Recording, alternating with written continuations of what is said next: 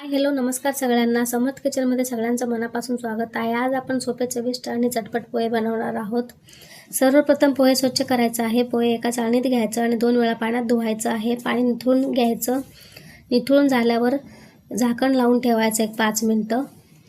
तर पोहे हाताने हलकेसे चेक केलं मी 5 मिनिटांनी, तर पोहे मऊ झालेले आहेत. तर अर्धा लिंबू आपण पिळून घेणार आहोत. बिया काढून घेते. पोहे नेहमी मध्यम जाडीचे वापरायचं. जास्त पाणी घातल्यास पोहे चिकट होतात. पोहे हा असा पदार्थ आहे, सकाळचा नाश्ता असो वा उपवासानंतरचं हलकंसं जेवण असो किंवा संध्याकाळचा चहासोबत सगळ्यासाठी परफेक्ट आहे.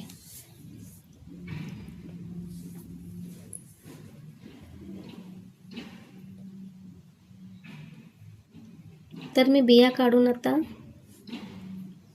लिंबू पिळून घेते.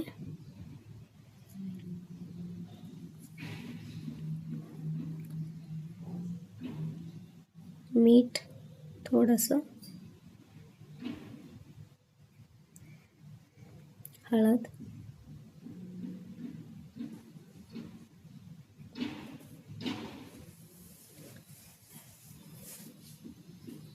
नीट मिसळून झाकून ठेवायचं आहे.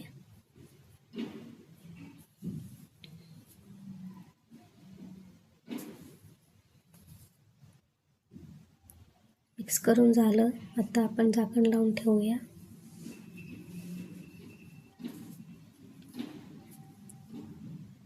आता मटार घेतलेला आहे, शेंगदाणे घेतलेला आहे, एक मध्यम आकाराचा कांदा चिरून घेतलेला आहे, कढीपत्ता, ओलं खोबरं, 4 ते 5 हिरव्या मिरची, कोथिंबीर बारीक चिरून घेतला आहे.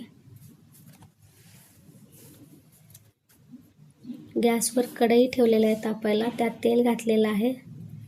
तेल गरम झाल्यावर आता आपण तेलात शेंगा भाजून घेणार आहोत.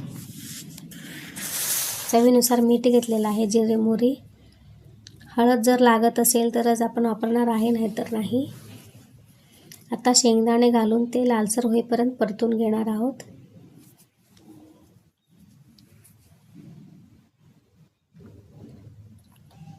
शेंगा भाजून झाले. आता मटार,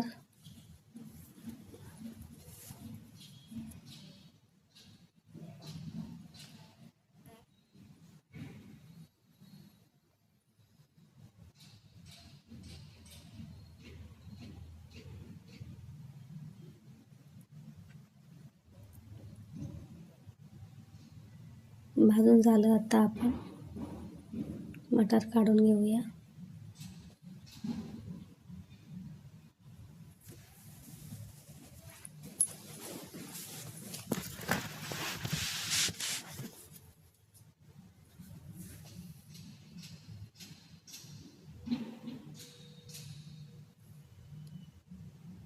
मोहरी तडतडली. आता जिरे,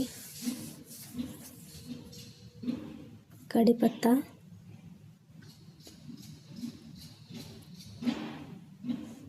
मिरची,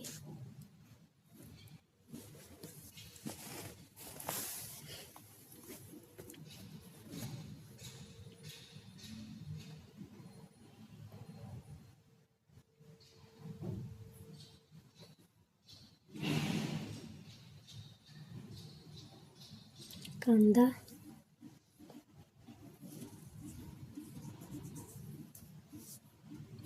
कांदा हलकंसं गुलाबी होईपर्यंत परतून घ्यायचा आहे.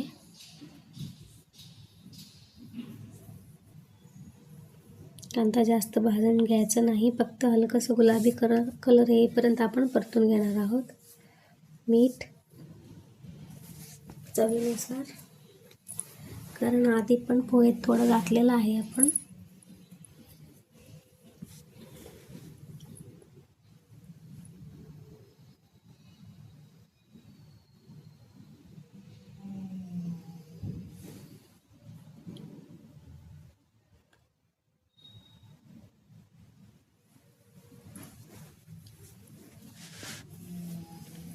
जर तुम्ही बटाटा वापरत असाल तर बटाट्याची कापं कापून पाण्यात ठेवायचं थोडा वेळ. ह्याच वेळेस बटाटा भाजून 2-3 मिनिट शिजवायचं आहे झाकण लावून.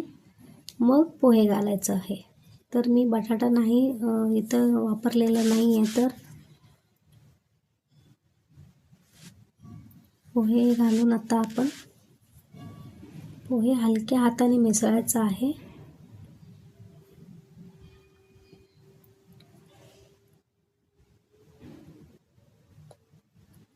हळद मला हेच करेक्ट वाटलं. आता मी ते एक्स्ट्राचं हळद नाही वापरलेलं आहे. आता छान आपण मिक्स करून घेतलेलं आहे.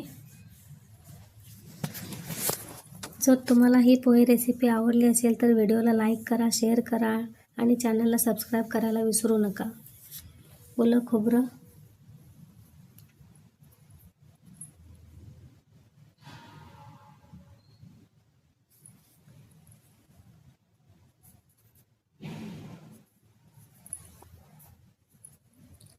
भाजलेले शेंगा आणि मटार पण आता मिक्स करून घेऊया आपण.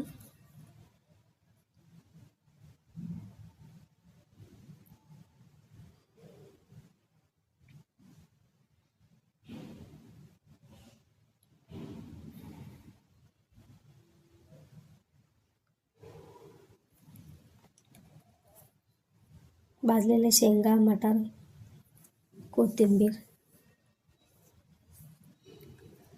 तर आपले गरमागरम मऊ आणि चविष्ट पोहे तयार आहे. पोहे वरनं शेव घालून आता सर्व करूया.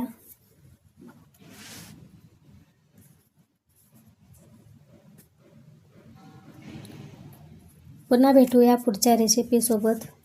तोपर्यंत खात राहा. नमस्कार.